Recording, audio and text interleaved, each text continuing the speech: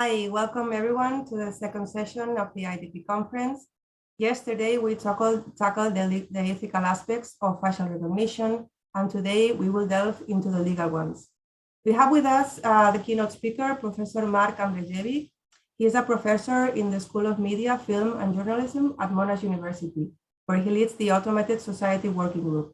He is a chief investigator with the ARC Center for Automated Decision Making and Society, a multi-university research center funded by the Australian government. He is a fellow of the Australian Academy of the Humanities and is the author of 5 books, including the forthcoming book, Facial Recognition, with co-author Neil Selwyn. Afterwards, when he finishes speaking, we will have a discussion with Professor Lorenzo Cotino. He is the chair of constitutional law at the University of Valencia. He has been a justice of the Tribunal Superior de Justicia de Valencia, and he coordinates derechotics.com. He is the privacy director at Odyssey IA and is the author of many books and articles on digital transformation and artificial intelligence, among others. And then afterwards, we will have Professor Andres Guadamuz. He is the reader in intellectual property law at the University of Sussex and chief editor of the Journal of World Intellectual Property. His main research areas are on artificial intelligence and copyright, open licensing, cryptocurrencies, and smart contracts. Andres has published 2 books recently, Networks, Complexity, and Internet Regulation. So please remember that you can ask questions that I will pass on to our speakers at the end of the session where we will have a brief debate.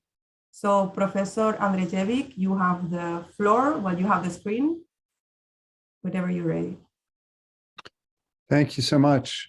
I'd like to express my gratitude to the organizers for bringing me in.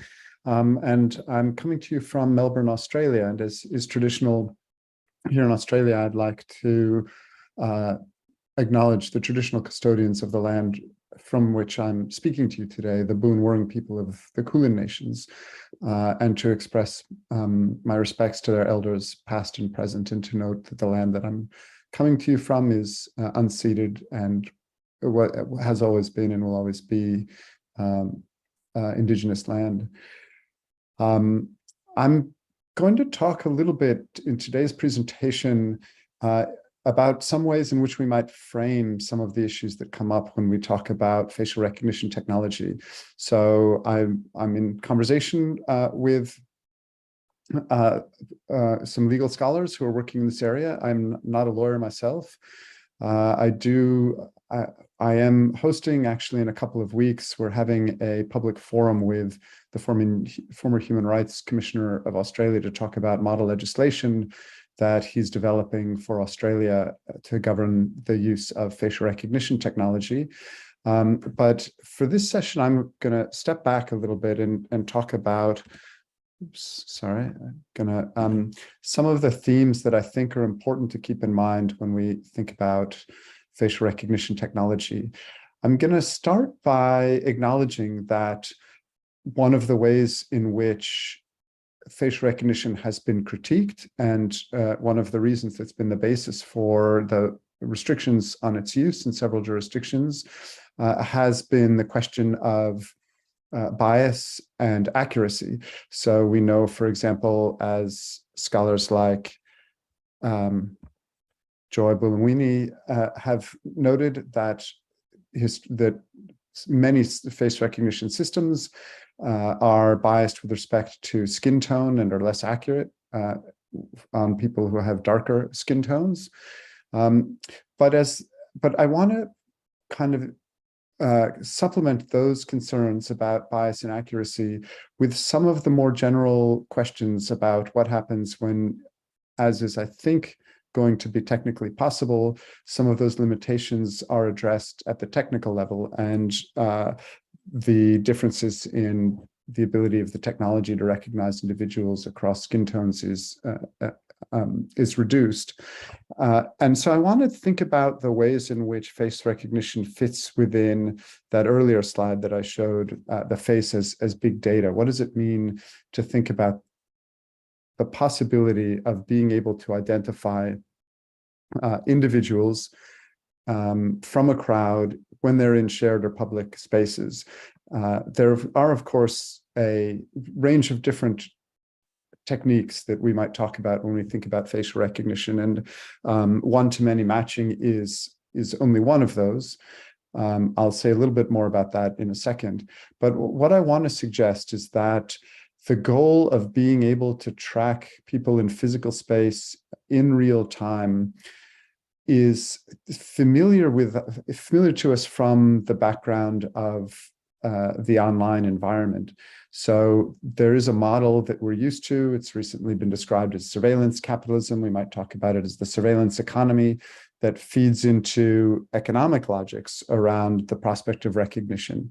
And one of the things that remote biometrics, and I think facial recognition is the most prominent among them, promises to be able to do, is to enable granular tracking that can be in principle continuous, ubiquitous, collectible, and storable in ways that are familiar in the online context, transferring those offline. What would it mean to be able to track people's movements throughout the course of the day and to create a relatively comprehensive record of that?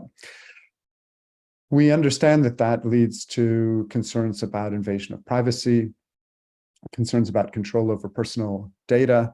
But I want to bring in a couple of other themes that I think are worth thinking about. One of which is pattern of life analysis. Once you're able to track individuals as they move through space in real time, you're not simply tracking one individual, but you're creating the capability of being able to compare patterns across entire populations. So as is the case in so much of the online data collection, the interest is not necessarily in a particular individual and what they do. It's not even per se in the population as a whole. I think, some of the concerns that are raised around face recognition that frame it as treating the entire population as suspect, I don't think they quite capture the logic of what's taking place. What's taking place is the goal of identifying patterns and being able to extrapolate those patterns from one individual or set of individuals to other individuals. So to be able to say, if you have a detailed record of particular patterns that you can perceive across a population, if you're able to track them, what you can do is see if somebody who hasn't yet entered into that tracking fits any of those patterns and use that to make decisions about their potential for future behavior and to make decisions that would entail forms of sorting or discrimination based on that information.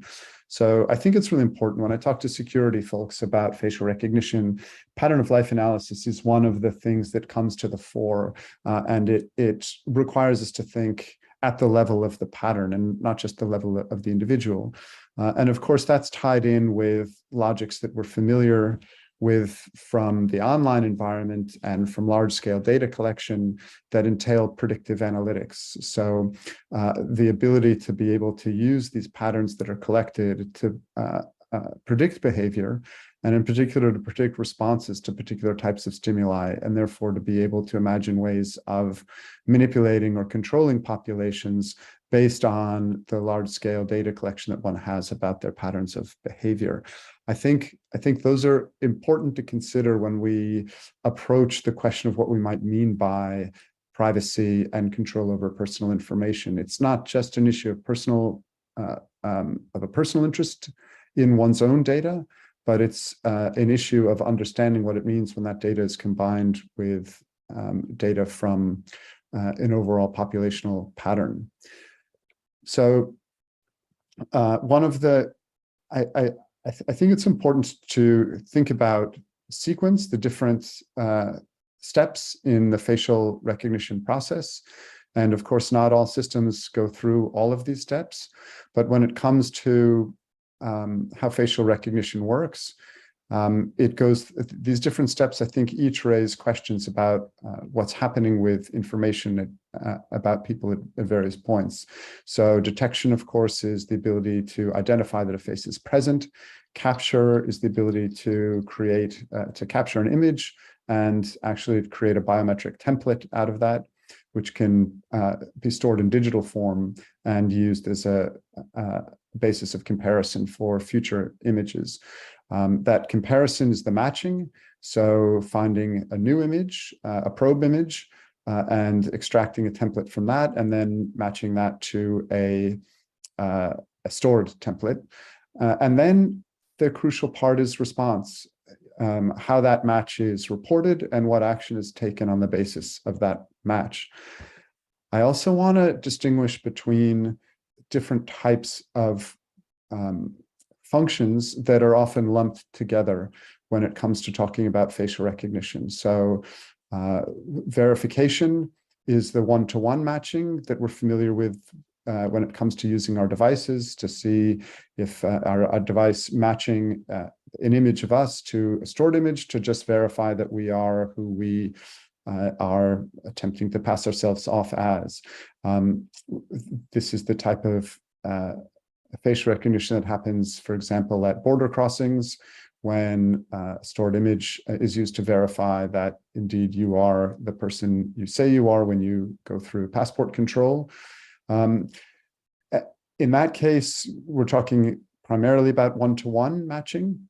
Identification is the process not just of saying you are who you say you are, but actually figuring out who you are based on an image. And one-to-many face recognition is a process of identification. Here's a probe image that's collected. It's compared to a database of stored images, and then the goal is to determine whether the probe image of an unknown person can be identified from the stored database. An area that I think deserves a lot of attention because it's quite speculative and I think in many ways alarming is the process of using the face as the basis of inference. The face is an interesting interface because, of course, it's not just something that we use to identify one another, but it's something that we use to read expression, emotion, and other aspects of the personality from. So we're used to the face being an interface that provides some access to what might be considered internal characteristics of an individual. And as I'll say more in a bit, it's tempting, and there are many instances in which this takes place, to attempt to use the ability to capture biometric information about the face to make extrapolations about things like mood, attentiveness, levels of tension or anxiety. And those inferences obviously move beyond recognition of identity to something like recognition of internal states or personality characteristics. The science on that, from what I can tell, I'm not a technology expert, is quite speculative and quite dubious in many ways in terms of how these internal states are characterized based on inferences taken from surface images, sometimes in combination with other forms of biometric data that can be read at a distance. So, for example, we know during the COVID pandemic, the ability to read surface body temperature, as well as to match that with images of faces, could be used to make inferences about people's health or medical condition. And then I'm interested in the ways in which those feed into actions or responses that are taken on the basis of that information. And this is where questions of discrimination, control, exclusion, and inclusion come up. How are the processes of identification, verification, and inferences tied to decisions that are made about individuals? You may have seen coverage, for example, of systems that claim to be able to help screen job candidates during job interviews by reading facial cues during the course of the interview and then making a recommendation about the suitability of a candidate for moving to the next step of the interview process or the hiring process. This is a system, of course, that's an inferential system that's being used to sort individuals and to make decisions that can have serious consequences for their life chances. And so I think where inferential use of the technology feeds into those types of decisions, that's a very important area to regulate, because the reach the claim of the inferences can be quite broad, and it can feed into decisions that have quite serious consequences for individuals. And I'll say more about that in a little bit as well. So I'm going to start by talking about each of those characteristics and what it means when things go awry, which would raise concerns, I think, in the regulatory space around the use of facial recognition technology. So we know that that step of detection, identifying that there is a face, is the first step in making the technology work. You may have seen some coverage of instances in which even the ability to detect a face is biased. In this case, this was circulating a few years ago. It was the Hewlett-Packard computer that had a camera that followed the person who was using it. In this case, it needed, in order to be able to follow that face, to pan and zoom in and so on, to identify that there was a face in the first place.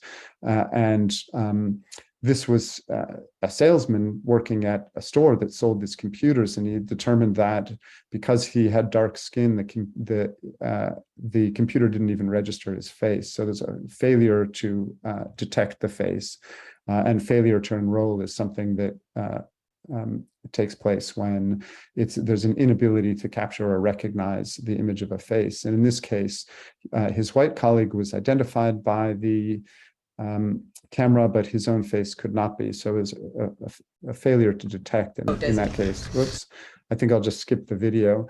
You may have seen some high-profile cases of failure to identify correctly. In the US, there were a couple of cases of folks, in both cases that I'm aware of, who were African-American, who were falsely identified using a one-to-many identification system, and actually were arrested and detained based on the match. So this is obviously a very serious concern when it comes to the accuracy of such systems.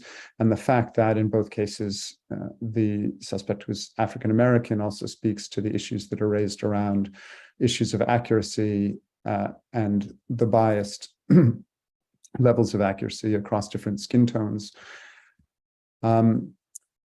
This area of inference, of the use of the technology to make inferences about internal states and to use that for purposes ranging from security and law enforcement, for example, by claiming to be able to detect anxiety or tension or even quote unquote malintent, to marketing purposes, the claim of being able to register people's responses and to make inferences about their response to advertisements or to marketing appeals and their attentiveness to them, is an area that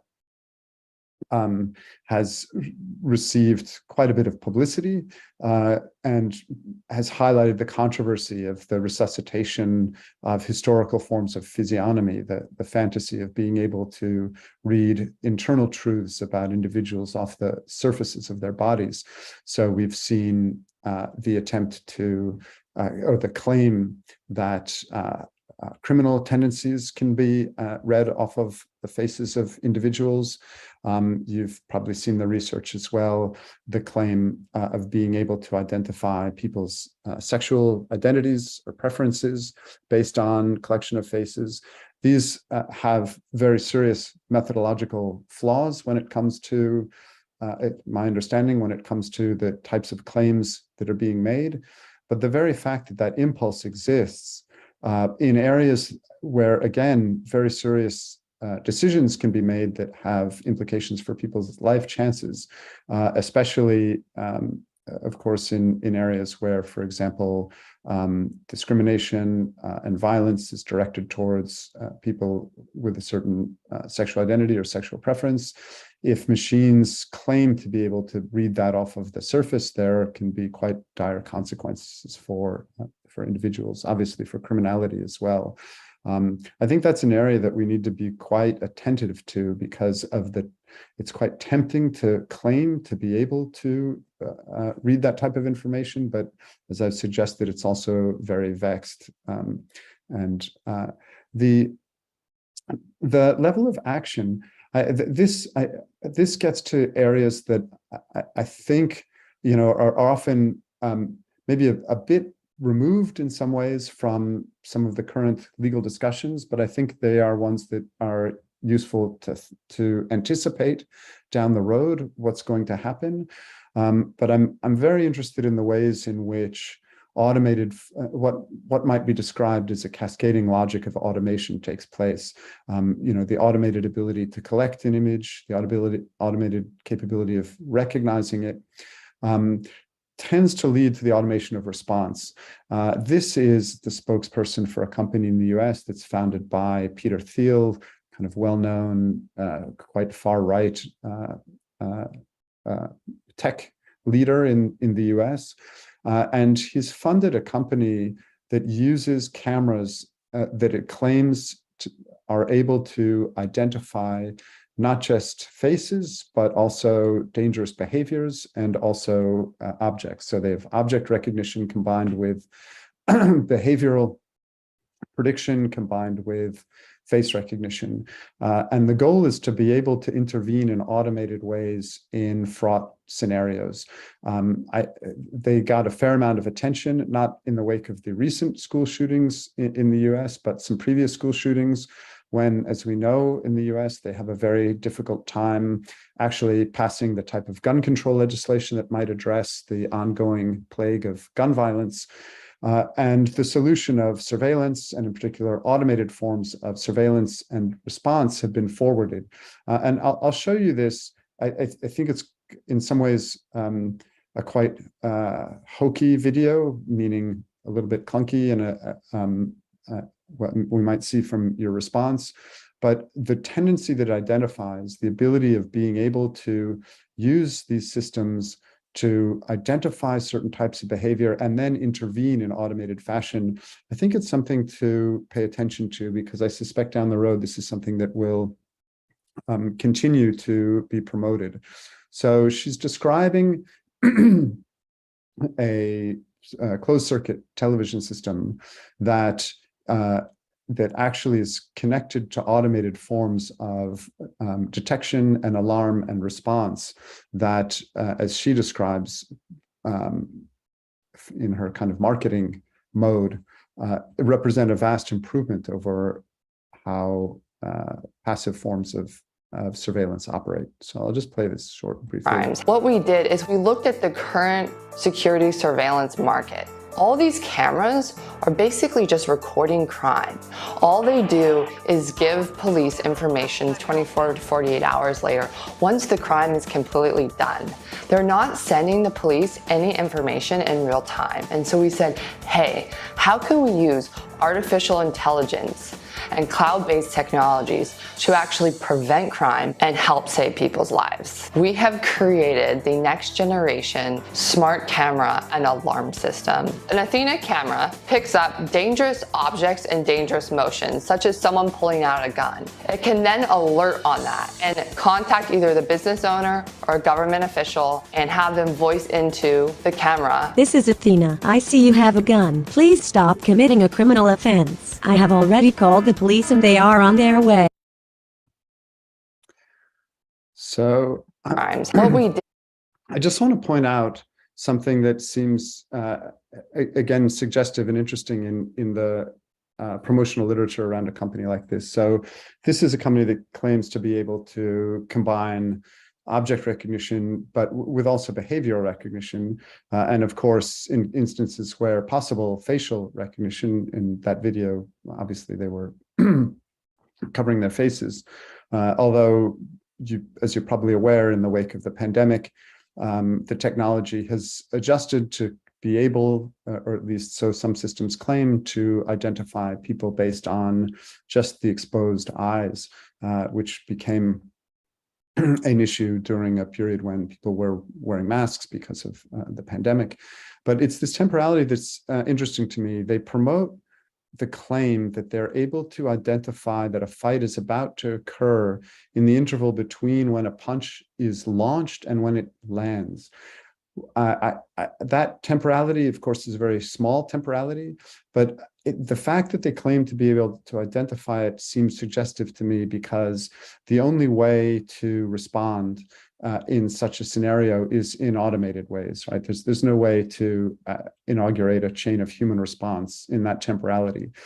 So there's a suggestion implied in there, I think, down the road, of the ability to connect information that's gathered from these smart camera systems to automated forms of response. And we can imagine what those might be: forms of immobilization, or some type of armed response, tasers, and so on. What could intervene in that moment of that small moment of time? So, sorry, I'm just I want to kind of extend that claim about action and response, because I think it's important to not just frame face recognition in terms of what happens when decisions that may be considered or based on judgments of humans are made on the basis of automated forms of recognition, but the tendency and the desire to link automated recognition with automated response leads to forms of action, discrimination, channeling, and sorting that I think are important to pay attention to. This is a case that received a little bit of publicity in the US of a convenience store that operates face recognition in order to be able to enter the store. So before the door opens, and without any human intervention, one has to stand in a spot and subject oneself to the camera, which captures an image, which is then connected to a database of known shoplifters. And if there's a positive match, the door, whoops, I don't know why that went ahead. The door closes. I'm going to try to move back. The door locks and you can't get in. So the idea that spaces themselves would respond in automated ways to channel people according to how they're recognized suggests automated forms of discrimination that are connected to automated forms of recognition. And these are things that have been connected with spaces like football stadiums, the ability to channel VIP people and separate them out from potential hooligans or other people who have been identified as threat. You'd actually construct or build a space that's channeled according to automated systems that recognize the individuals that pass through them. So you have a kind of the basis for discrimination built in automated ways into the physical space based on the recognitive capability of that space. And that, of course, has a whole range of implications for concerns about discrimination and sorting.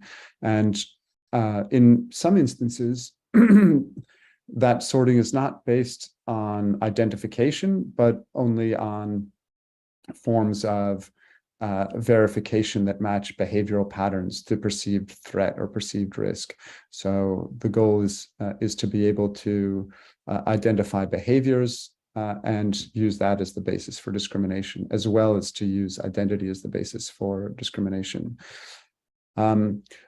The drivers, I think it's an interesting question to ask. What's pushing this? If indeed we're on the cusp of the more widespread deployment of the technology, which I think may indeed be the case, what is it that pushes this goal of creating smart or recognitive spaces based on smart camera technology?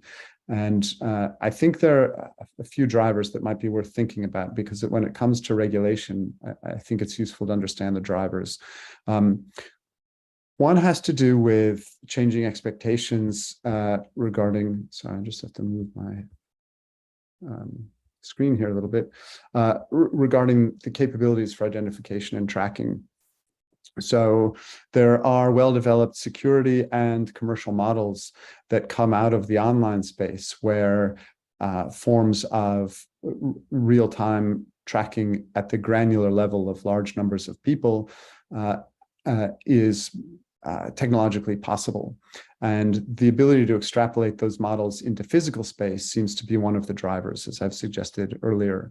Of course, another is the technological development, the capability of relatively inexpensive systems to engage in increasingly accurate forms of identification creates a set of technological opportunities.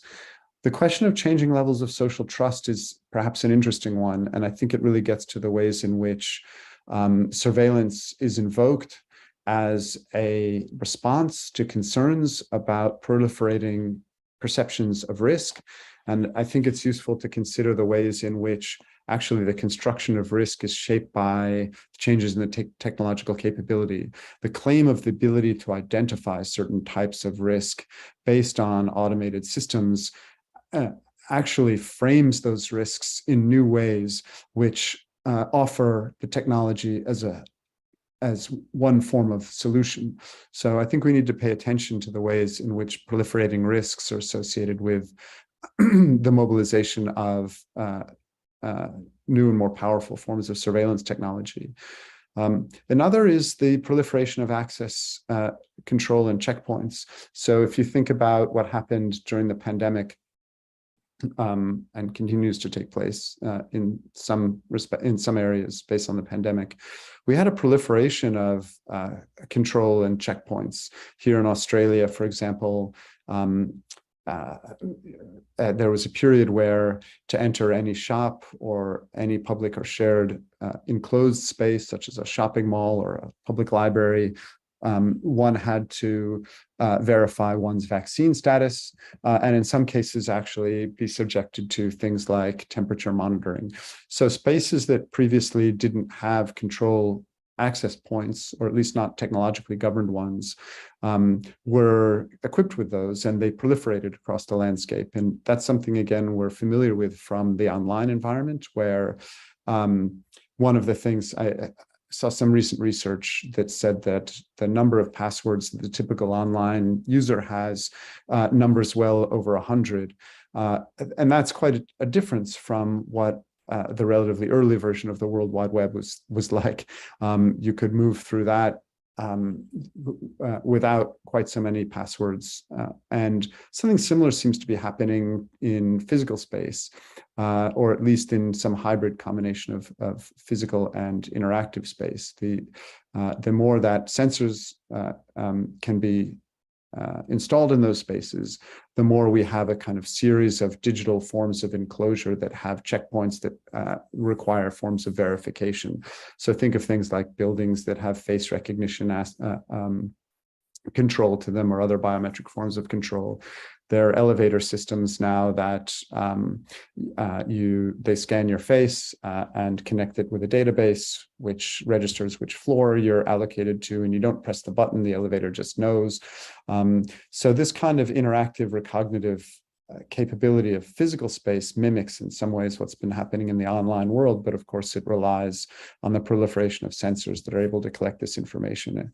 And at the same time, of course, we have sensors that are moving closer to the body, which enables a growing range of biometric data to be captured that can be linked to other forms of biometric information, such as if identification can be established through, for example, facial recognition, you can create a more comprehensive picture of information about individuals as they move through space.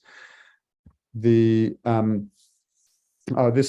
was thinking about the ways in which proliferating checkpoints push in the direction of biometrics, and in this case, face recognition. This was from the recent publicity around Apple's latest innovations. But the goal of ending passwords for everything suggests the logic of these proliferating checkpoints. Wouldn't that be a nice solution for a world in which you have to keep remembering your passwords or going to some place where you've got them written down or stored? The logic is biometrics serves as a kind of system for cutting the Gordian knot of the tangle of passwords and usernames that we need in order to navigate our interactive worlds.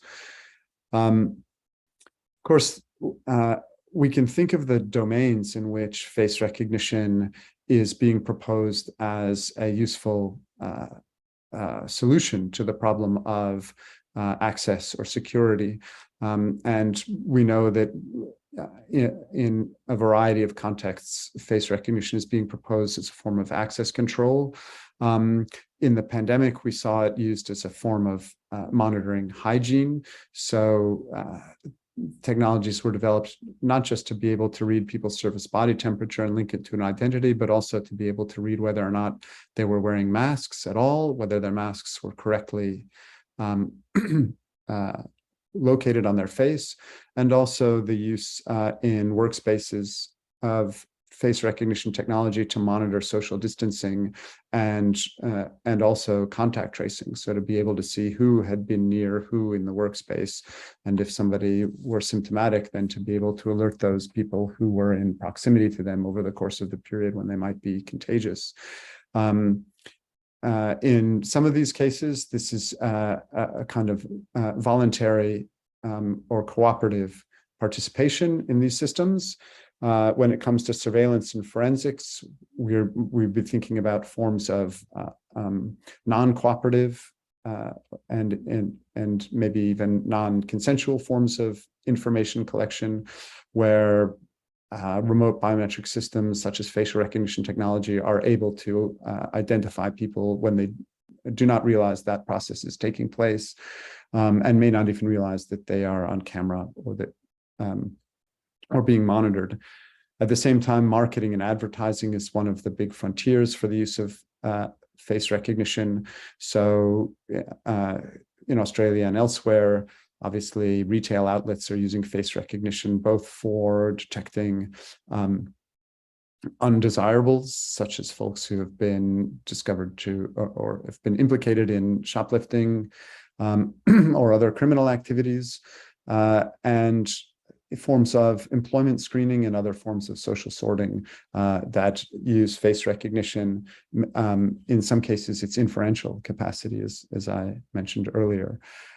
So when it comes to key issues, my hope is that going through these range of different types of face recognition and the different domain areas for use cases might help inform some more concrete approaches to the issues that come up around face recognition. Obviously, a key one is transparency and accountability, the ability to be able to understand who is using face recognition, how it's being deployed, and for what purpose. Of course, the question of consent, whether or not there is informed consent, whether people know they're being subjected to the technology, and whether their consent to being subjected to that technology can be considered a true form of consent. Obviously, there are some cases in which people may feel coerced to be subjected to the technology, and there's some cases in which notification is lacking or inadequate. We have, for example, in Australia, a big retail outlet, Kmart, uses face recognition to detect potential shoplifters, and the only notification that process in place is a small plaque off to the side of the door of a very big store that most people probably do not see and do not read, or the privacy policy that's listed on the store's website, which people do not consult before they enter the store.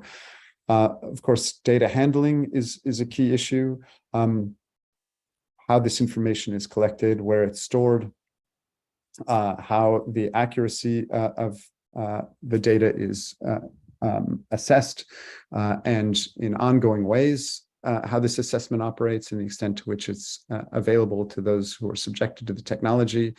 And then the risks around the use of face recognition, which are often framed in terms of forms of abuse, theft of one's image. The difficult thing about biometrics and face recognition included is once your identity is compromised, once somebody has the ability, is able to steal your credential, then it's very hard to change it. It's not like you can change your password. It's changing your face is a much bigger challenge. I think even though it's often the abuses, such as identity theft, that are raised as issues of concern, I think the larger question of what it means to have systems where people are exposed to this type of data collection, processing, and response does raise questions of power and control. Who, in a sense, who is it who owns and controls the resources? Who is it that has the databases? Who is it who has the processing power and controls the infrastructure of data collection? And how does that exacerbate asymmetries or inequalities of power and control? And how does it structure the terms under which consent is secured? If face recognition is a condition of entry to spaces that people need to have access to, for example, for employment or for obtaining the necessities of life, even informed consent can be considered to take place under conditions of coercion. So themes from some recent legal cases. This has to do with some specific cases in Australia, and then some more general ones that I thought I'd mention. One of the things that's come up in some recent cases in Australia is defining what counts as personal information. So there was a case around Clearview AI that you're familiar with, that the Australian police were given basically guest access to be able to try out the technology, and complaints were referred to the Information Commissioner in Australia. And there was some discussion over defining what counts as personal information. If images are collected from online environments, as Clearview did, and templates are created based on those images, Clearview attempted to argue that they were not collecting those images for the purposes of identification, but for the purposes of distinction, of being able to distinguish between particular individuals. That argument didn't hold up, but it raised some interesting questions, I think, about what it means. This wouldn't be Clearview's case, because what they did do is provide links to identificatory information once they were able to discriminate between individuals. So I think it was probably a disingenuous argument that they were making. But there are some interesting questions around the ability, for example, of some of these retail outlets to create databases of people who are considered to be suspect. In many cases, those people were not identified in the sense of the image being linked to a name or an address. However, they were able to single out individuals and claim that those individuals were the same as previous instances of those individuals, and to use that as the basis of exclusion without ever attaching a name to that individual. So the status of that type of identification seems to be one that will come to the fore when it comes to face recognition. I've mentioned this already, under what circumstances non-cooperative collection is acceptable. Obviously, in some law enforcement and security contexts, that is considered acceptable, even under some of the pending EU restrictions, which would require privacy impact assessments, but with an understanding that there are times in which law enforcement may be engaged in one-to-many forms of identification without cooperation. I've spoken to this managing notification and confirming consent. I think an area that's is one that's going to be important for future forms of regulation is inferential uses, and particularly the types of decisions that are considered to be acceptable based on inferences, and maybe even flowing back to the types of inferences that are considered to be acceptable or legitimate. This larger question of asymmetries of power and control, I think, obviously within certain contexts like national security and policing, there are strong cases to be made for asymmetrical power relations. But when it comes to things like marketing and commercial uses, the ongoing accumulation of information that can be used to manipulate or influence behavior, as well as to discriminate, raises a host of concerns, I think, that that reach the level of issues of social justice, and how to handle questions. So often regulatory response focuses on the individual harms associated with invasion of privacy. I think the ability to be able to expand the conception of what we mean by privacy or control of personal information to take into account the ways in which collective harms can result from the ability to sort based on the accumulation of information about overall patterns of behavior. I think that will be an important area to work in. I had a section on public attitudes. I'm going to skip that, and I'll just finish up because I think I'm just on time now. Thank you for your time and attention. I hope something was useful or suggestive in those comments, and I look forward to the forthcoming discussion.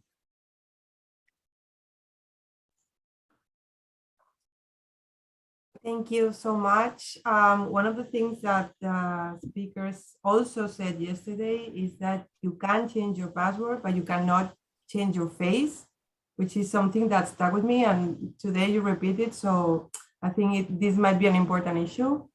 So thanks a lot for your presentation. And now I will leave the floor to Professor Cotino. Hello.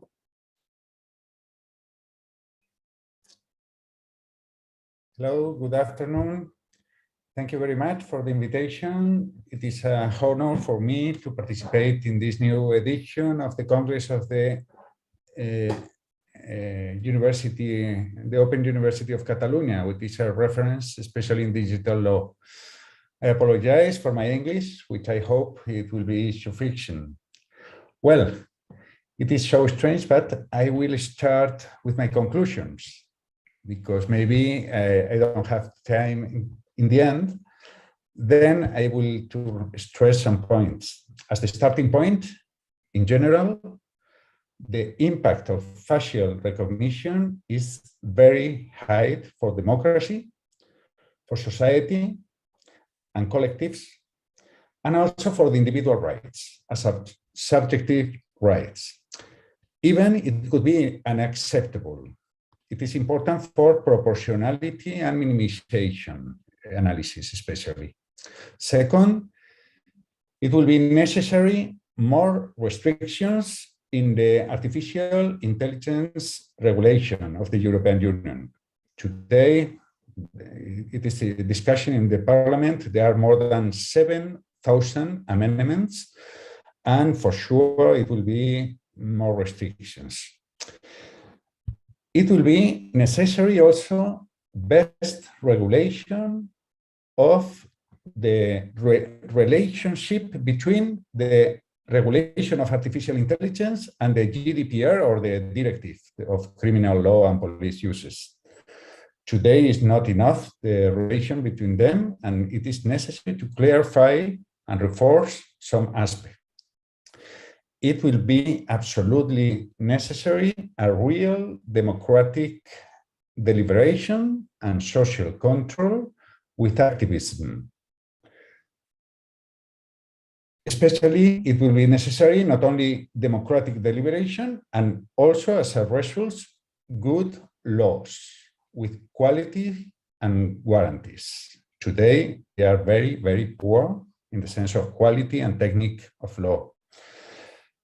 The control of the authorities, it will be absolutely necessary also. The new algorithm authorities, or the data protection authorities, and the role of the constitutional courts, because today we have very bad laws and applications and the future laws that will be required.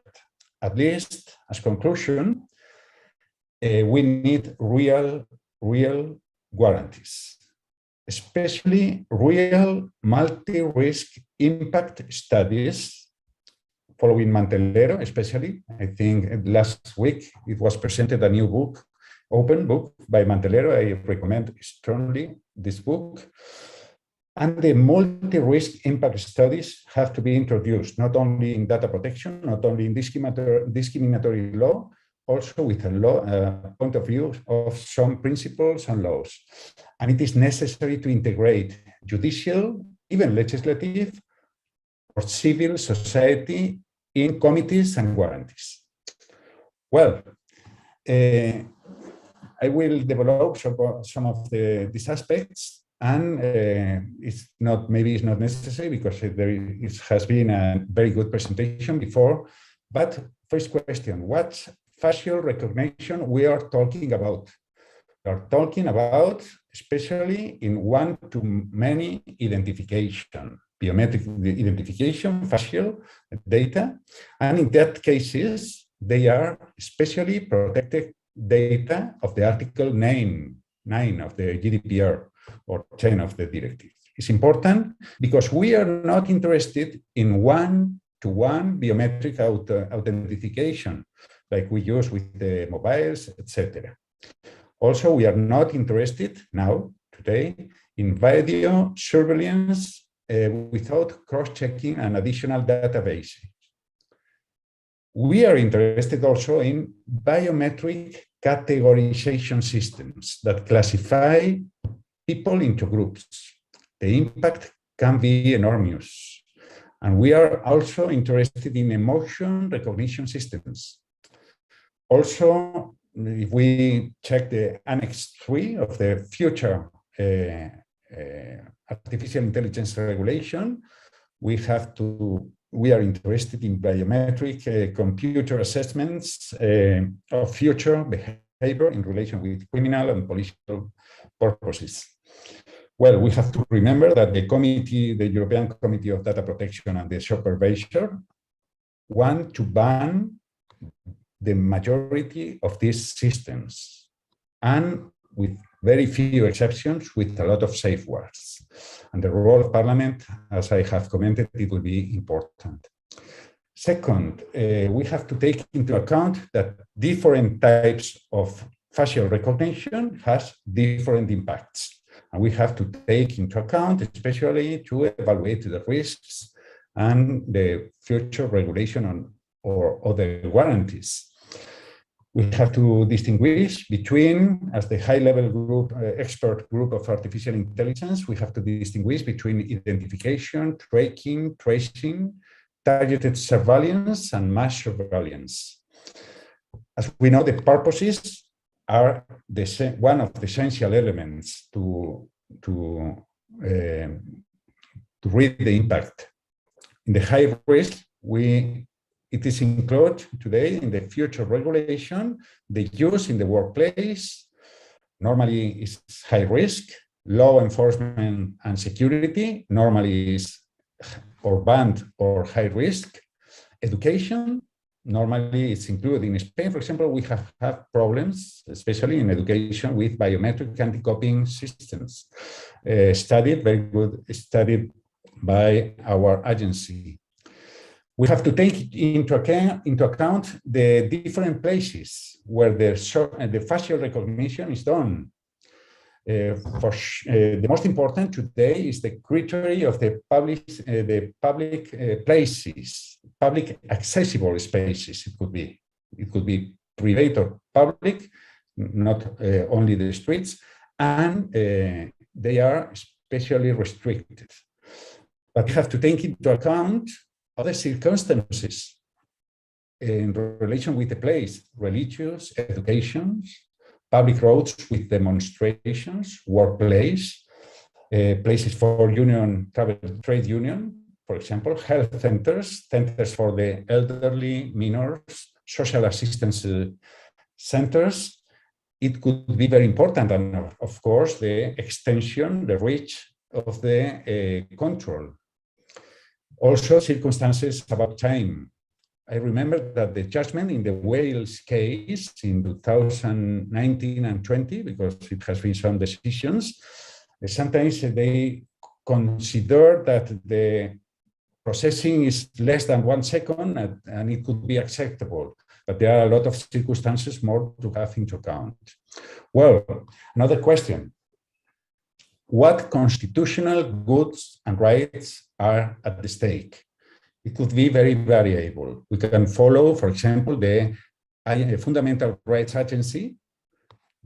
They comment a lot of rights, but I would like to stress that in addition to subjective rights, we have to take into account the collective impact on democracy, on society, and the social impact in our rights, not only from a subjective perspective.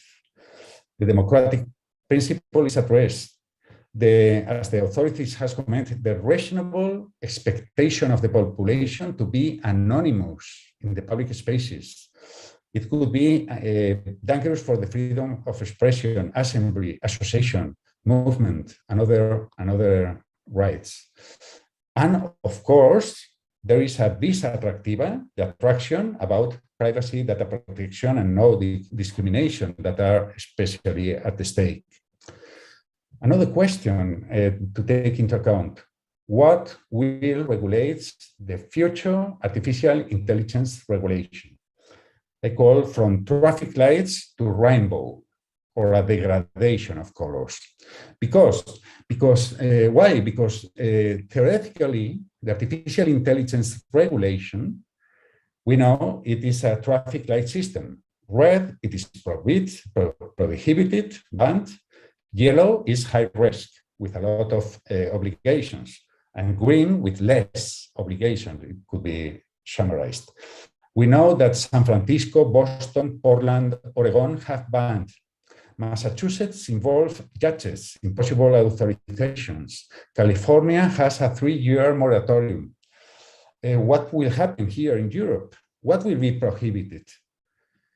It will be, at least today, with the French and the Commission text, it will be prohibited the facial recognition systems in real time, in public spaces, and for law enforcement purposes.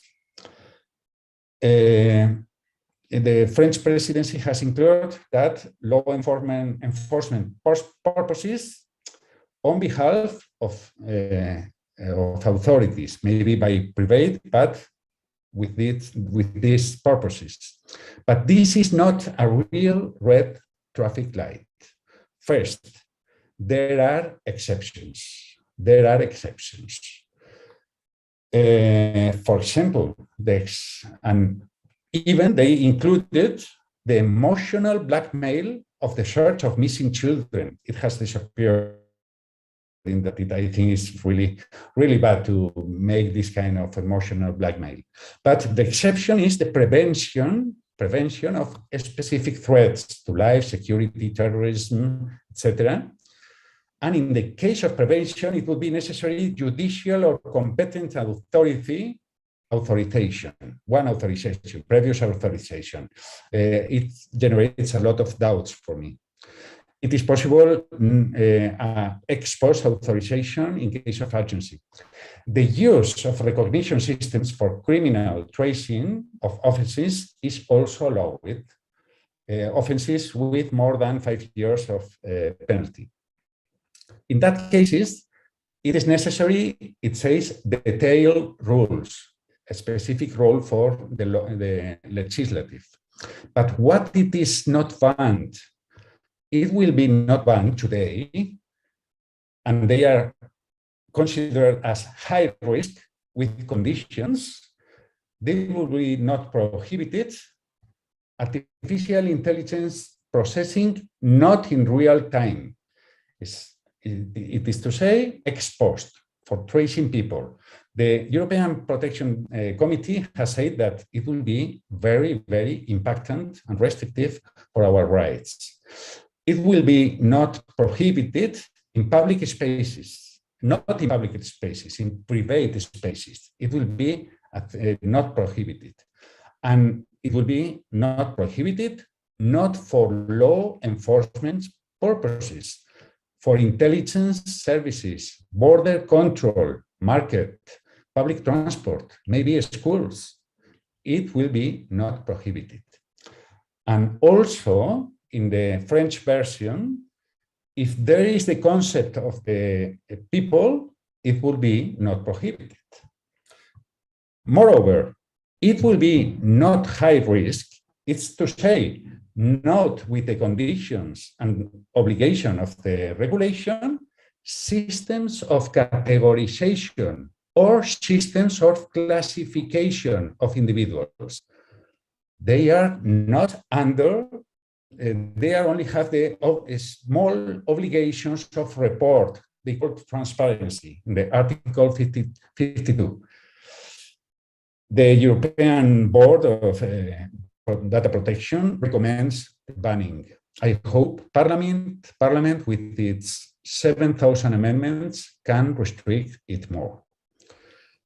One point I think it is very important to say also. In addition of the artificial intelligence future regulation, it will be applied the GDPR. Yes, it is very important. Artificial intelligence regulations overlaps with other regulations, especially with data protection.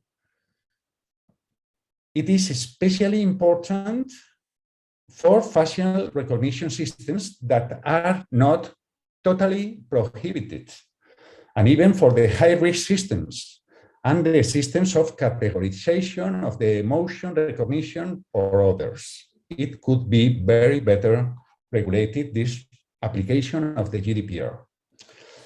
And another point it is necessary to comment. Regulation by law, it will be necessary for recognition, facial recognition by public authorities. I think that yes, artificial intelligence regulation, it will be not enough legitimation. And for public bodies is necessary law, and law with very good quality. And especially because data of the Article 9, sensible data, are implied. The Spanish Constitutional Court is especially demanding in the case of essential public interest as goal to the restrictions.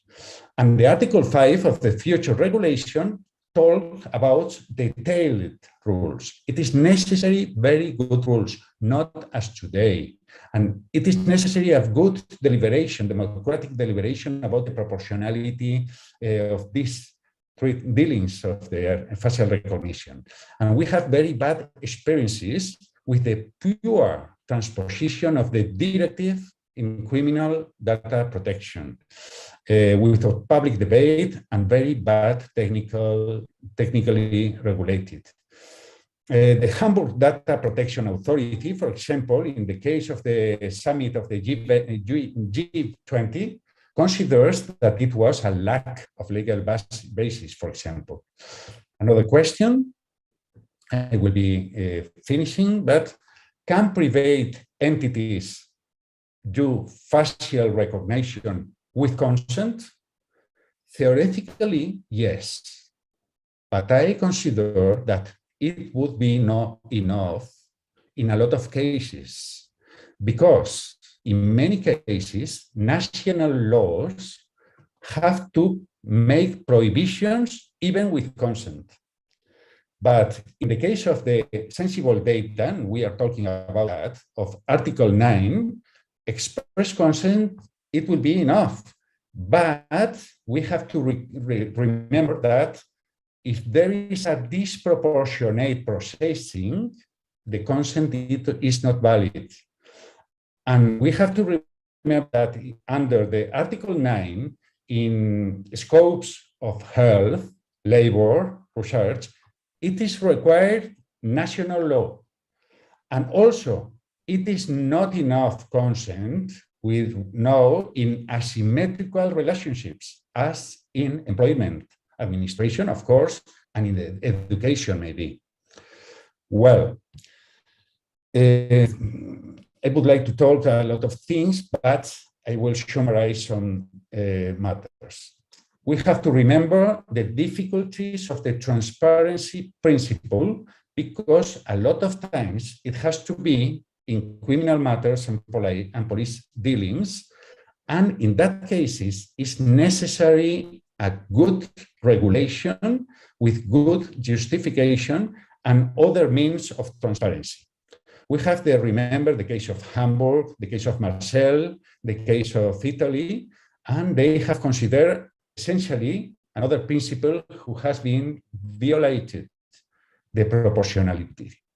It has to take into account the principle of proportionality and minimization, because normally the impact is so big.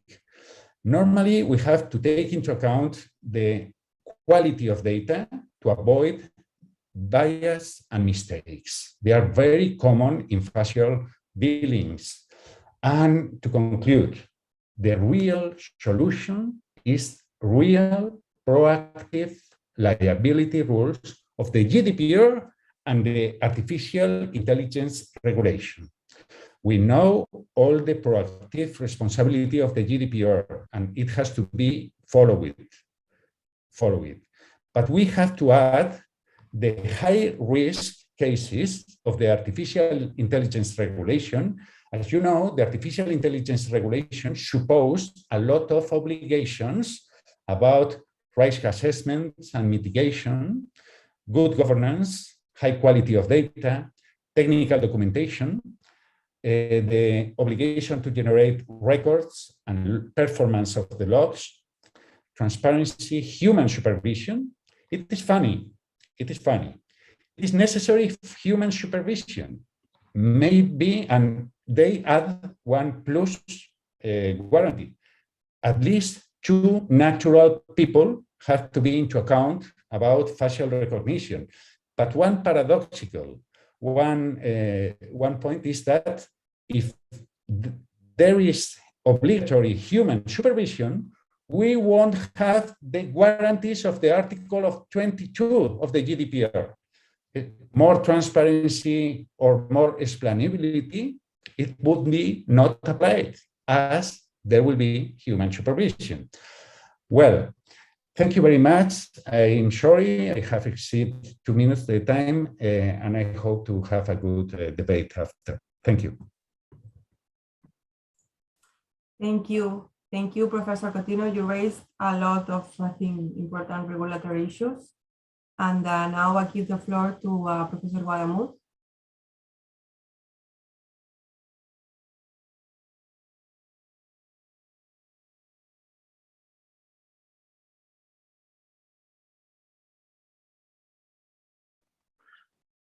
Okay, thanks. Sorry about that. Thanks very much for the very kind invitation to this event. It's a fascinating subject, and I'm going to go in a very different direction to what my colleagues have done, because my area of specialty is different. It's intellectual property. So I'm coming to this from the perspective of data ownership. And I'm hoping that it's going to make sense. So we're going to start, I'm going to start a bit of a very, very quick apology on the basis that I'm just going to run through things that are very, very complicated. This is a very complicated, very deep subject. So apologies in advance. Hopefully, if you find this area interesting, we can bring it forward to the discussion. But as I was saying, I'm coming to this from a very different perspective to the colleagues, my previous colleagues, because I am thinking more about facial recognition from the perspective of all of the things or where the data is coming from. Where are all of these data points, the data entries being originated? So I'm pretty sure that if you have access to Google Photos or Google Pictures, if you go to one of the search or explore settings, you may have found that this is already doing the recognition with all of your pictures, particularly in the systems. It already finds people, and it identifies faces in your own pictures, and you can find them. And now it also includes pets. In this case, my cat, Leonardo, who is very happily there. But also, interestingly, it identifies lots of family members. So I keep finding this quite fascinating, an interesting feature. And my question coming from is coming from a perspective of where are all of these data, all of these pictures coming from, or all the data that is being used to feed into the machine learning algorithms. So I wanted to highlight why I think there is an ownership element, a data ownership element here, using an example that is brought from something that is called the Diversity in Faces dataset. If you're not familiar with this is an IBM project. It was created in 2014, and it was released as a dataset of 1 million faces. These were taken from the larger dataset of 100 million images from Flickr. Flickr, if you know the ownership of some of these companies, Flickr is owned by Yahoo. Yes, Yahoo still exists. It's perhaps interesting to remember this. But the Flickr dataset was interesting in its own right because it was created with millions and millions and millions of photographs that had been released under Creative Commons licenses. That is, if you're, I'm not going to go into a lot of detail onto the ownership question, but when you're uploading some information from, let's say you're a photographer and you upload some pictures to Flickr, you're given the opportunity sometimes to release your pictures under Creative Commons license, and this is now chosen as default. So lots of people just left the default and started sharing millions and millions of photographs under Creative Commons. Lots of those photographs had faces. So there was a selection of faces that Yahoo released, and they're all under Creative Commons licenses, and they chose about a data set of 10 million faces. Of these, IBM selected specifically what they understood or called diverse. So the data itself was curated by IBM from these Yahoo images that were obtained by Yahoo from their ownership from Flickr. And the data set was specifically designed to identify diverse faces, because as Mark was saying,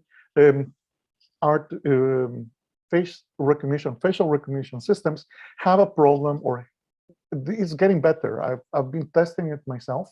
AI used to find it difficult to recognize me. Now I realize that I think it's finding it better, and I think it's in many ways because of the release of lots of data sets like this one, and these diverse data sets. This idea of diverse data sets were used to train the face recognition algorithms around the world. And the idea was, look, here is a 1 million curated data set specifically designed so that you can train your face recognition to better recognize brown faces or diverse faces, whatever. It could be all sorts of diversity. It was very interesting curation. It could be old faces, which was actually, there was a bit of lack of recognition of older faces. And these images were stored by IBM and in identifiable and downloadable format. Things started getting a little bit messy, because from a legal perspective, and one of the reasons why I think this is an interesting potentially intellectual property or ownership issue is that Yahoo's dataset included a mishmash of license terms. So some are allowed commercial reuse and some do not. I think that by now most people are familiar with Creative Commons licenses. Some licenses allow commercial use, some licenses do not. Specifically, do not allow commercial reuse. Some allow for modifications, some not. Some allow share alike, which is a copyleft clause, and some not, etc., etc. I'm not going to go into detail here. What's interesting is that that means that from a legal perspective, from an ownership perspective, the dataset was extremely messy. Because lots of third parties were using the algorithm to the dataset to train their own algorithms, because they wanted to train with diverse faces. In 2019, CBS published an article where several picture owners were interviewed. It was a bit of a gotcha article, one of those articles would say, oh, look, IBM is profiting from brown people's labor, etc., etc. It was very framed in a very perhaps clickbaity way, but it made an interesting point that all of these people had not been asked for their opinion on before making an appearance in this data set. It was also framed in the perspective that, oh, look, all of these images are potentially being used, are going to be used to train face recognition data sets, and these are going to be used to perhaps discriminate against all of these diverse people. So it was an interesting framing. It was, I mean, a very interesting licensing issue. As I mentioned, the large majority of images, and there were statistics on this on the data set, were shared with non-commercial licenses. The vast majority of the images were shared with non-commercial licenses. That means that every reuse potentially could be liable, could open both Yahoo and IBM for liability because these images were being used in a non-commercial setting. There has not been legal action yet. However, this opened a few questions.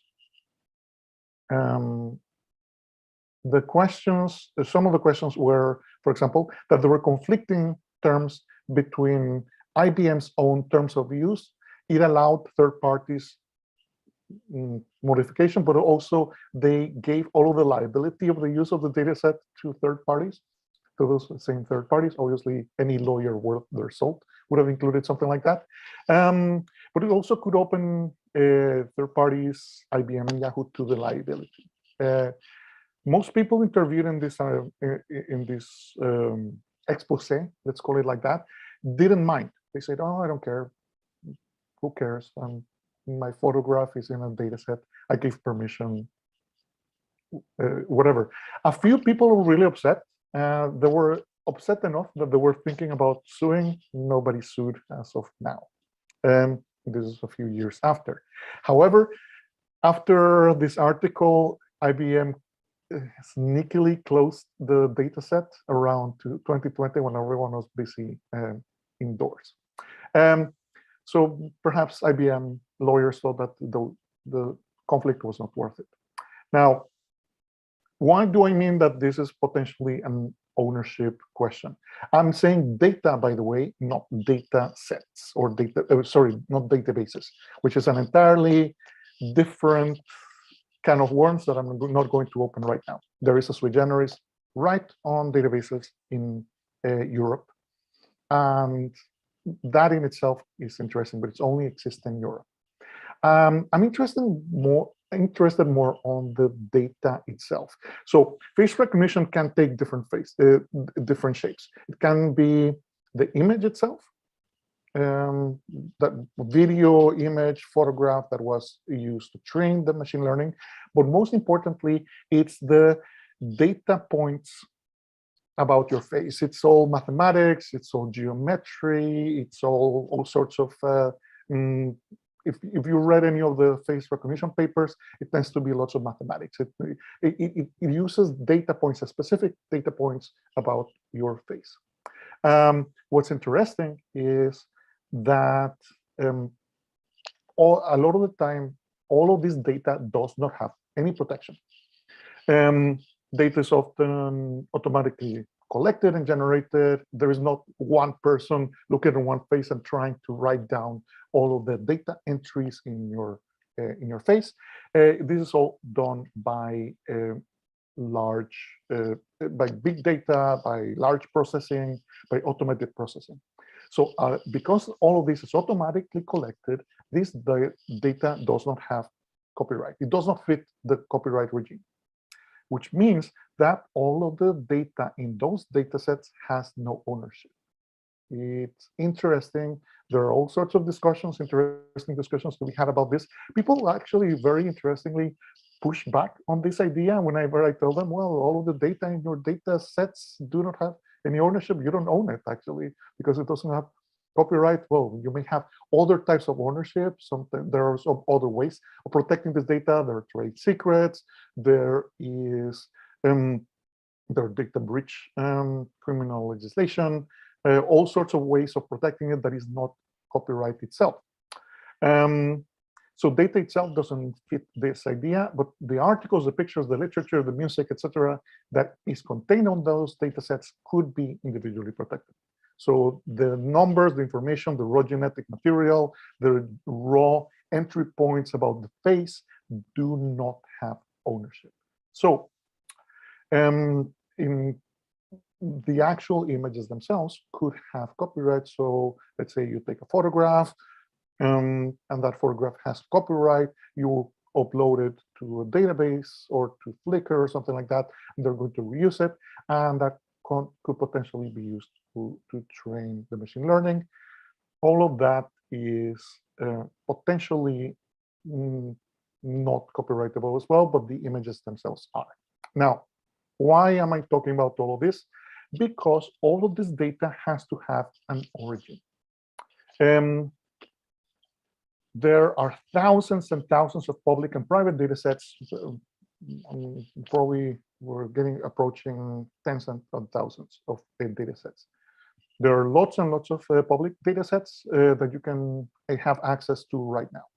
And these include all sorts of things from facial information to information about expressions, information about emotions, information that is already tagged and curated on trying to identify, for example, this person is happy, this person is not happy, all sorts of ideas, all sorts of very interesting information. Tech companies are already having access to large data sets of faces.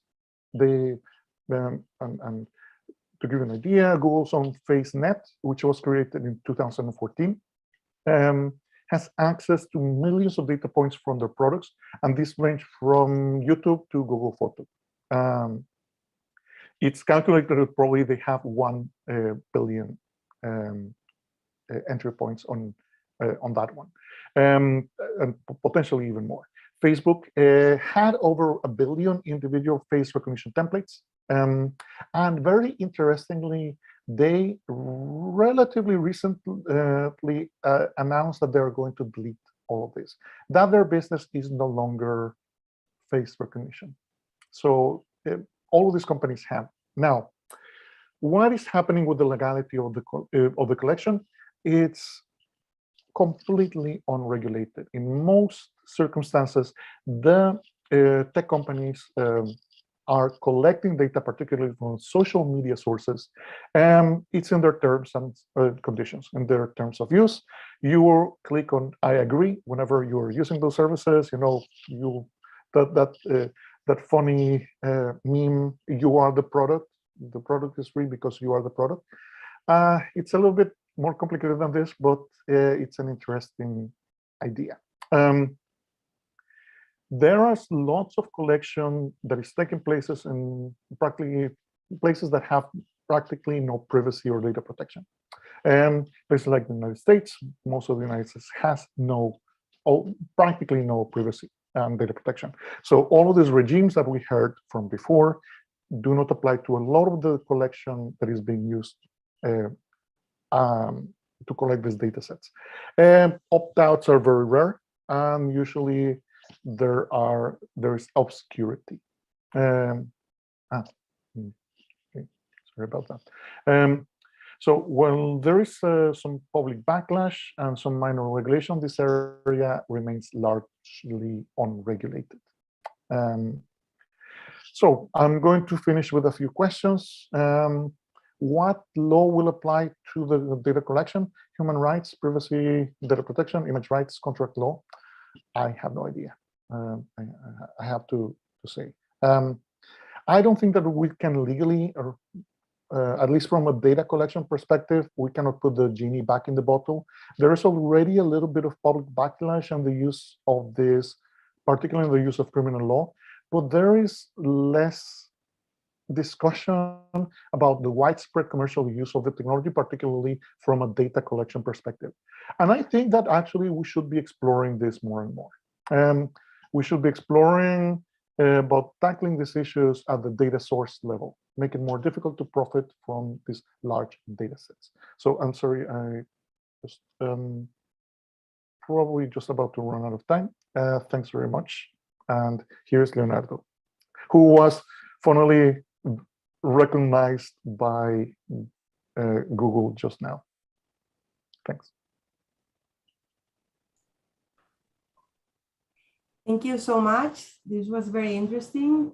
I remember that that app called Face App, which you had to scan your face, and then it would output your face like 10 years or 20 years older. And then there were thousands of people feeding the algorithm and probably waiving all their rights to their faces and privacy. So thanks a lot, all three, for your presentations. I have some questions now, which I will pose. The first question was originally for Professor Andrejevic, but I think that it will be suitable for the three of you. So Miguel Ángel Elizalde asks, in relation to the possibility of large-scale implementation of granular tracking, do you consider that it will be so serious that it will be regulated as a public order matter, or companies will be given space to manipulate consent of citizens by offering superficial free services? So if Professor Andrejevic wants to start, but all three of you may answer. Thank you. Sorry, it was what type of data collection was referred to in the question? Large scale implementation of granular tracking. Oh, yeah. I mean, I think I'm kind of pessimistic in the sense that the attempt will be to take this a model that's similar to what we've seen in the online context and migrate that to the offline context, in which case that second option is the one that would be the model. Find forms of convenience, efficiency, frictionlessness. If you look at the commercial mobilization, I've spent some time going to these conferences where people who are developing the technology are marketing it, and it's very often framed in exactly the terms of the question. So, for example, you go shopping. Wouldn't it be easier? Wouldn't it be convenient if you could just pay with your face? Wouldn't it be convenient if you were taking mass transit? You didn't have to have a card or anything. You just used your face. So that promise of convenience and frictionlessness is used as a way of kind of normalizing the more widespread use of the technology. I think that will be the strategy from a commercial perspective. I suspect, I don't think the technology has reached the point where it's going to work so effectively that offer of convenience is going to work in the same way as that did in the online context. But I don't rule out that may not happen down the road. You can see the problems that arise, you know, if somehow your face doesn't register and you're trying to do mass transit or shop, it really creates a pretty big bottleneck, and the offer of convenience is undermined. But I suspect that will be the strategy. I think probably the other thing that's going to happen is, and this distinction between verification one-to-one and one-to-many is a really important one. But I know that in the Australian context, the use of one-to-one is probably what's going to be normalized first. So things like being able to access government services and using one-to-one facial verification as a means of kind of an extra means of security to thwart identity theft, that's going to become implemented at a very widespread level. And that will probably be used as a system to attempt to develop the technology and make it more powerful. Yeah, it's an extended answer, but I think probably the attempt is going to be to offer it in the name of convenience and frictionlessness. Yeah. Thanks. I don't know if any of you also want to answer this question. Not really. Okay, so I'll keep on going. These were questions for Professor Cotino. Miguel Ángel Elizalde says, thank you very much for your presentation. To some extent, this is a debate about a public good, security versus fundamental rights. Different jurisdictions give different weight to them. The EU seems more inclined to the protection of fundamental rights. The balance will be found in how the exceptions are drafted. Is it possible to foresee general principles to guarantee this balance?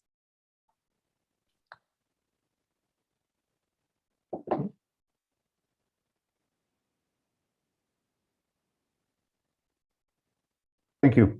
As I understood of this question, he affirms that the imbalance, the future role of the artificial intelligence, the balance is in favor of the fundamental rights. I don't agree.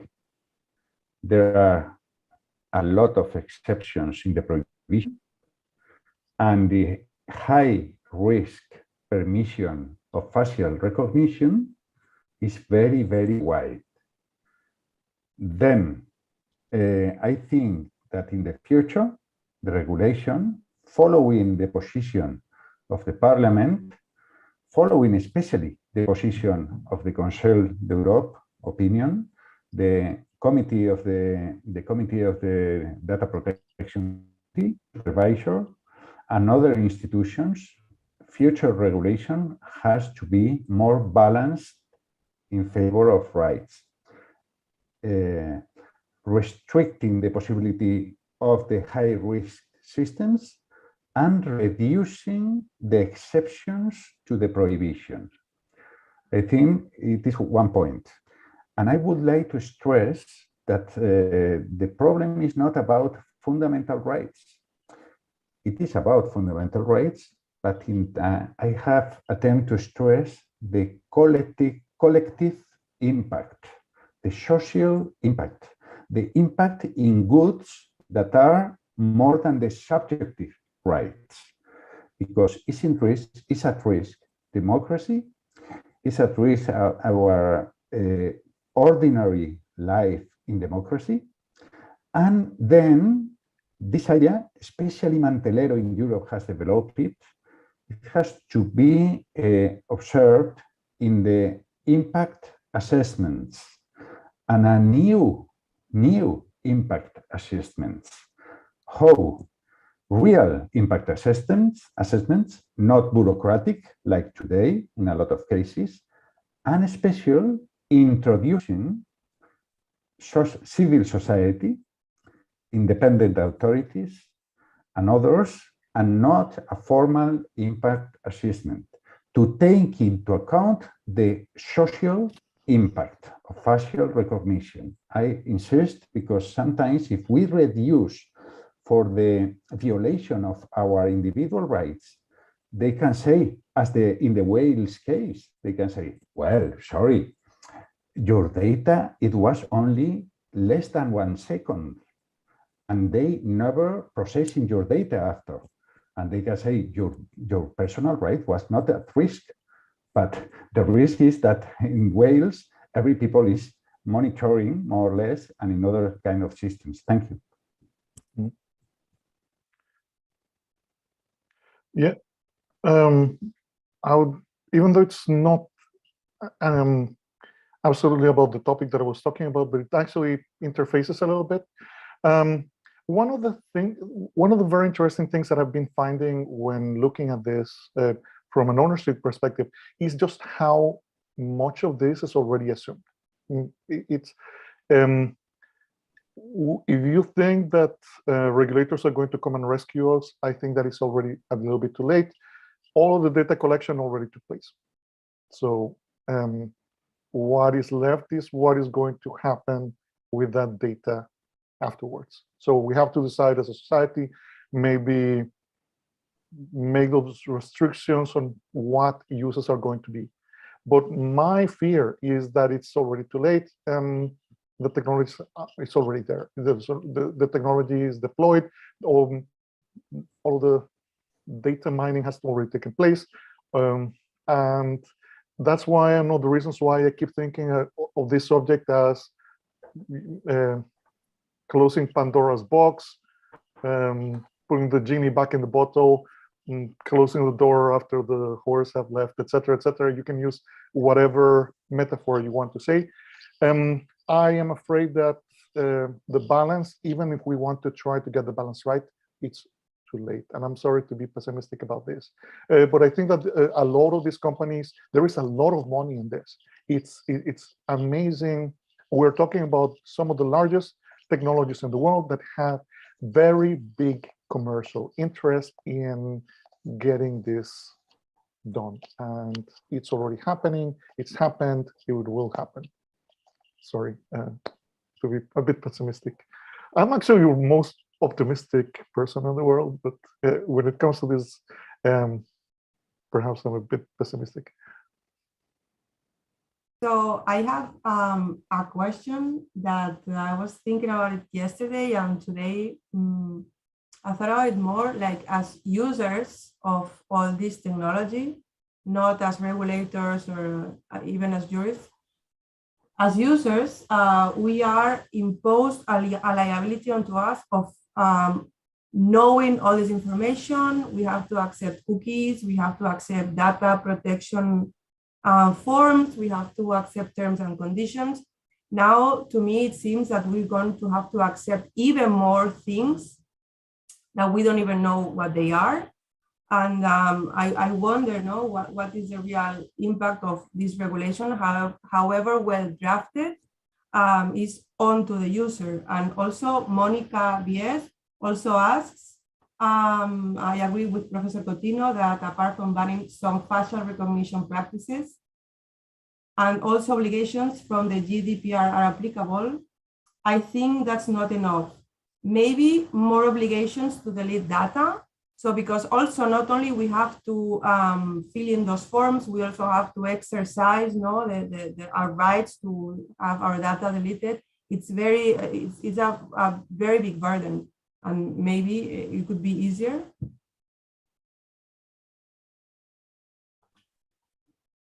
Well, I'm not sure if I have understood.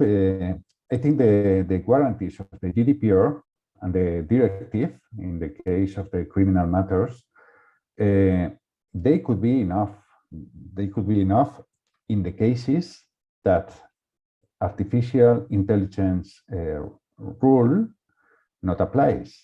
In that case, I have stressed that it will be also the obligations of the new artificial intelligence rule. Then these obligations, I have not explained with a lot of time, but it could be enough. It could be enough if we take it into account in the real way, especially with a better connection between GDPR and the future artificial intelligence rule. Because in the case of the artificial intelligence rule, the high-risk systems have obligations of documentations, logs, transparency, human control, and they could be nice if we take them seriously. But also, as I have commented before, it will be necessary to stress the cases, not only to consider high risk with these obligations, we have to widen the prohibitions. And Mark and Andres has commented also, we need debate. I have stressed in this idea. Probably if people like Mark has explained very well the systems, the problems that Andres has explained, but society, we are not stupid. We feel we have in problems, we are in problems, but maybe they have to explain better the crazy matters that is possible to do with facial recognition. Probably we show movies and that, but if we really feel that, probably we will be more strict. I think so. I don't know if can I just follow up? I'm in such strong agreement with Lorenzo's point about taking into account the collective impact and the impact on democracy. And I'm curious to follow up on your comments just now. Do you think that the proposed AI regulation, the impact assessments in that regulation would reach that level of collective impact and democratic impact, or is maybe it's not even clearly defined enough? Maybe the challenge is to be able to ensure that that's what these impact assessments do. But I'm curious the extent to which you think those concerns can be taken into account by the impact assessments. Yes, really, I have stressed that I think it is necessary a good relation between the GDPR and the future regulation. And to strong that, it would be better regulated, the impact assessment, because it has to be in the line. I have stressed, especially Mantelero, the multi-risk impact assessment. We have to comment that today, all the regulation practically has been the data protection. And the impact assessment of data protection today, we follow the cases of the ICO in the United Kingdom of Spain. They take into account not only data protection, they talk about discrimination, they talk about social matters, and the group, the high-level group of artificial intelligence in the checklist that is not integrated, still is not integrated, but the checklist of the artificial high-level group, artificial intelligence high-level group, introduces these goods, social goods, as sustainability and other rates. And I think it has to be stressed, better regulated, but today it is even contemplated in the impact assessments. Thank you. Thank you so much. I don't know if Andres would like to. No, I'm in agreement. I completely, completely agree with that. Okay, so I don't think I have.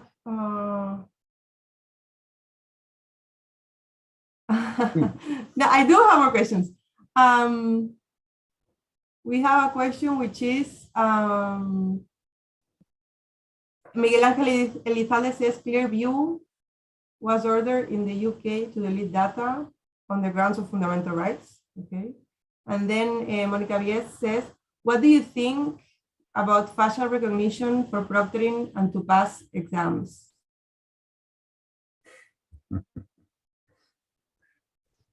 This is the same to all of you in general. It's horrible. I know. I have commented. It is the person who has made the question. If he's interested, he or she can read a good report of the authority of the data authority of 2020 about that, because with the pandemic they extend these kind of systems, and even we have had strikes of the students in the case of the UNIR and other private universities, And maybe with a good regulation, it could be possible. But today we need regulation because it would be a general reflection interesting. In the private cases, I have stressed that consent is not enough. And we are in a mistake if we consider that consent could be enough, for example, in the workplaces or in regulation asymmetric relations. The consent for a student is not valid, I consider. And even with platforms, we forget that platforms, normally we consider that the explicit consent or the consent could be enough. But we forget a lot of times Article 7.4 is the processing is disproportionate, and normally I consider that facial recognition is disproportionate, consent is invalid. Mm-hmm. Perhaps for a bit further that UK universities have thankfully refused to deploy all of the software. And this decision predates the ICO enforcement. A lot of this is cultural. I think that there is very strong opposition both from students, but also from staff, from academics, against the proctoring software. Whenever there has been even a hint of a discussion at the university level that there is going to be a deployment of proctoring software, it has been shut down. I think that maybe a few universities tried it initially, but it didn't survive a lot. And I think it's part of the assumption that students would not be benefiting from this. So in the end, I think that it's something that is indefensible. From the didactic perspective, from an academic perspective, I cannot see this having any validity whatsoever. Now, there are questions of why this is being deployed by administrators. That's a different question. But I think from we as academics can organize our assessment in ways that do not require the deployment of anything that relates to something like proctoring software. There are many other ways of doing this. I would like to add one question. Maybe it seems contradictory. I am in favor with this. Maybe I am corporativistic as professor. I think that consent is not enough, but I think these technicals, if they are regulated with guarantees, it could be absolutely necessary. In Spain, maybe we like fraud, and our students made a disproportionate fraud with the pandemic. And I think these techniques could be very interesting if they are controlled with guarantees. Thank you. Maybe I should respond to that. I think that fraud is almost inevitable in an online setting, but I don't think that the proctoring software is a solution, personally. Sorry. I consider there is a fundamental public interest to regulating that dealing of biometric data. Yeah. We did some work on this in Australia, which had a relatively well-developed distance education system already in place. And in some of the courses, this technology was already being used, although there was resistance on the part of students and staff when it was implemented as part of pandemic control regimes. The only thing I would add to the discussion, I think it's an interesting debate, is that in practice, these systems have been found to discriminate against people with disabilities, people of color. There are a whole bunch of cultural issues around what the norm is for what's considered to be suspicious or non-suspicious behavior that have thrown up a host of problems. So in terms of getting to some type of system that seems workable. It still seems we're not. I don't think we're there yet. Mm-hmm. I think it's a discussion that since we have and especially since the pandemic, that we have more possibilities of studying everything online. So these questions they pop up every now and then. So it's something that we have to discuss.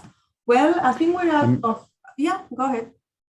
No, the only thing I was going to say is the solution, as is so often the case, in some of these instances, is actually more pervasive monitoring and more extensive forms of data collection, which is, I think, a worrisome direction. So anyway, we'll leave it at that. I think that a question that, because we are running out of time, but we have a last question that I think it would be good for closing up all the discussion. Miguel Ángel Elizalde says, is it possible to identify general principles to limit negative impact of these technologies? And I think that if you would like to comment on this, we would consider this as our last remarks. If you would like to say something on this question.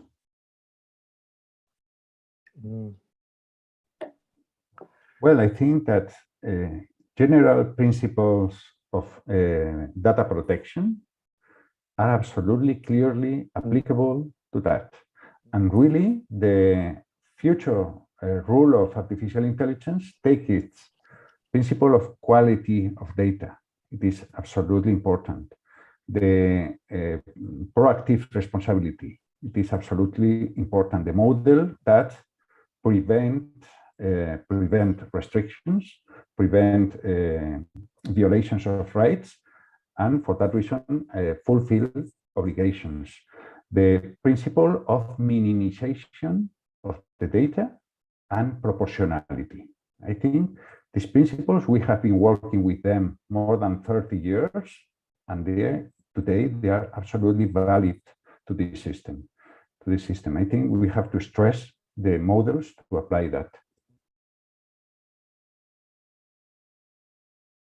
Thank you so much. I don't know if Andres or Mark would like to add on to this. I agree to that completely. The principles are there already. I would probably add to that, especially in the commercial settings, a kind of examination of the political economy that shapes the deployment of the technologies. So, I think security and policing, have one set of imperatives. In the commercial sector, I think interrogating the patterns of ownership and control that lead to the asymmetries in control over information is going to be very important. I think we need to ask ourselves what types of political, economic, and ownership arrangements are compatible with democratic society. I don't think we've done a good job of really interrogating that question so far, and I think we need to do a better job of that.